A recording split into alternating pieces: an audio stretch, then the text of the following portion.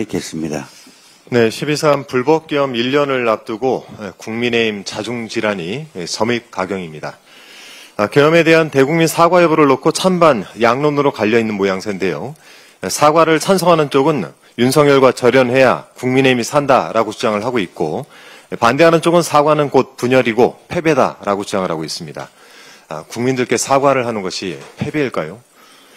제가 보기에는 이 찬반 논쟁은 전제부터가 잘못됐습니다. 찬성이든 반대든 이 모든 주장의 방점은 당리당략에 찍혀있지 않습니까? 당장 해산하라라고 하는 국민의 요구 앞에서 국민의힘은 어떻게든 살아남기 위한 방편으로 계엄 사과를 고민하고 있습니다. 국민의힘은 12.3 불법계엄 사과를 저울질할 입장이 되지 못합니다.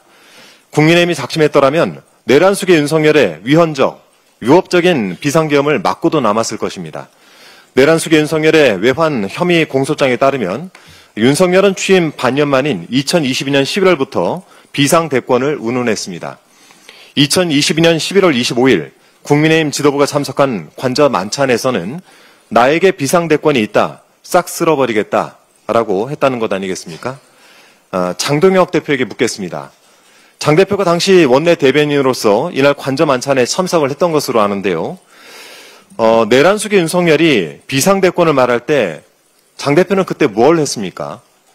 원내 대변인이었으니까 윤석열의 말 한마디를 귀 기울였을 테고 비상대권이란 충격적인 단어를 듣지 못했을 리가 없습니다. 그런 단어를 듣고도 직원 한마디 하지 못했다면 방조나 다름없지 않겠습니까? 그 후로 비상대권이란 용어는 내란 속의 윤석열의 입에서 끊임없이 튀어나옵니다. 2024년 3월 말에서 4월 초경 대통령 안가에서 신원식 전 안보실장과 조태용 전 국정원장 등과 식사를 할 때 윤석열은 비상대권밖에 방법이 없다라고 말했습니다. 또 지난해 11월 30일 그날 밤 관저에서 김용현 전 장관 등에게 헌법상 비상조치권, 비상대권을 써야 이 난국을 해결할 수 있다라고 말했다고 합니다. 이 비상대권의 싹을 진작에 잘랐더라면 어땠을까요? 최소한 위헌적 그리고 위법적인 비상계엄은 발생하지 않았을 것입니다. 내란 속의 윤석열이 2년간 만지작댔던 비상대권이란 카드는 결코 우발적인 것도 아니었고 메시지도 아니었습니다. 최근 라디오 인터뷰에서 계엄의 그날을 회고했던 김상욱 의원의 말이 떠오릅니다. 김상욱 의원은 계엄이 선포되자 동료 의원들에게 전화를 돌렸는데 그때 어느 의원이 김 의원에게 이렇게 말했답니다. 당장 나와라. 거기 있으면 죽는다. 대체 국민의힘은 본회의장에 있으면 죽는다라는 것을 어떻게 알았습니까? 한 목숨 부지하기 위해서 본회의장이 아니라 당사로 달려갔을 국민의힘, 이제는 계엄 사과를 놓고 득실을 따지고 있습니다. 이러니까 국민께서 국민의힘을 구제불능이라고 보는 것 아니겠습니까? 진정성 있는 사과를 하거나 말거나 국민의힘과 내란에 대해서는 사법적 판단이 기다리고 있습니다. 내란 특검팀은 지난 12.3 비상계엄 당시 추경호 원내대표가 상황을 제대로 알리지 않아 계엄 해제 요구안 표결에 참석하지 못했다라는 취지의 국민의힘 의원 진술을 확보했다고 합니다. 내일은 계엄 해제를 방해했다는 추경호 전 원내대표에 대한 구속심사가 예정돼 있습니다. 법원의 상식적인 판단을 기대합니다. 대장동 사건에 대해서 짧게 한 말씀 좀 드리겠습니다. 지난 금요일 소위 대장동 50억 클럽인 곽상도 전 국민의힘 의원과 그 아들에 대한 검찰의 구형이 있었습니다. 화천대유 말단 직원이었던 곽 전 의원의 아들이 퇴직 위로금 명목으로 50억 원을 받아 챙긴 혐의를 물어서 곽 전 의원에게 징역 3년을, 곽 전 의원 아들에게는 징역 9년을 구형했습니다. 내년 1월 30일 선고에서 법질서와 국민 눈높이에 맞는 판결이 내려지길 바랍니다. 민주당 정치검찰 조작기소 대응 특위의 위원장으로서 대장동 사건을 볼 땐 매우 의아한 점이 있습니다.